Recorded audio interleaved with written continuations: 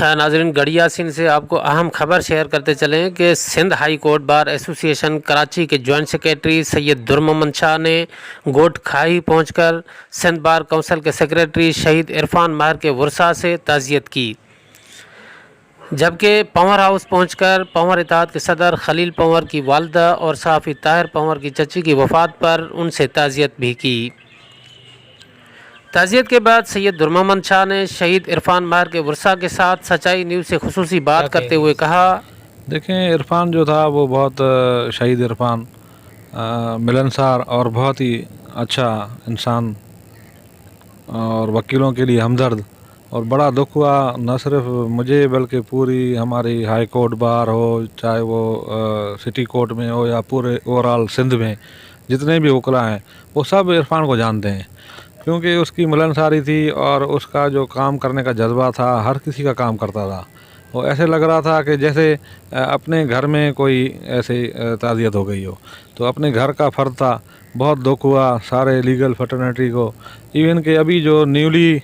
جو ہمارے دوست انرول ہوئے تھے بالکل نیولی جونیئرز، ان کو بھی افسوس ہوا، صرف ان کی ایک دفعہ ملاقات تھی،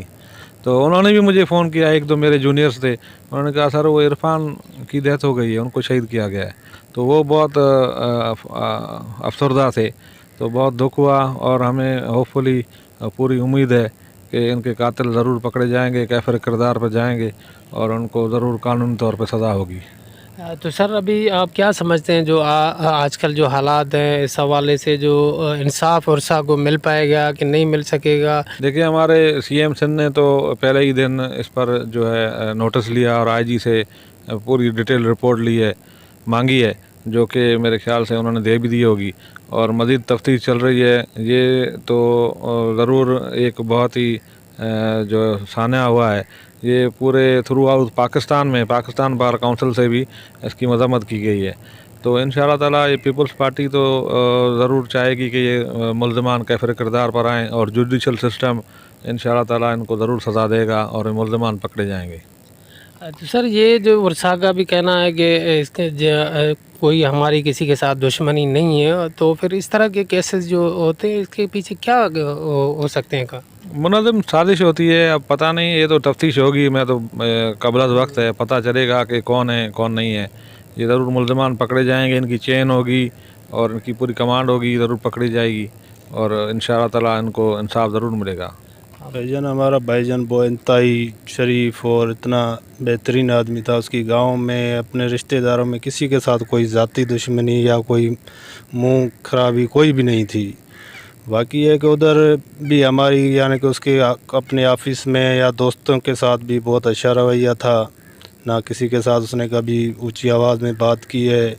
انتہائی شریف آدمی تھا۔ ابھی تک ہمیں تو صرف وہ پہلے والی فوٹیج ہی دکھائی گئی ہیں، ان سے آگے انکوائری کہاں تک پہنچی ہے اس کا ہمیں کوئی اتنا اندازہ علم نہیں ہے۔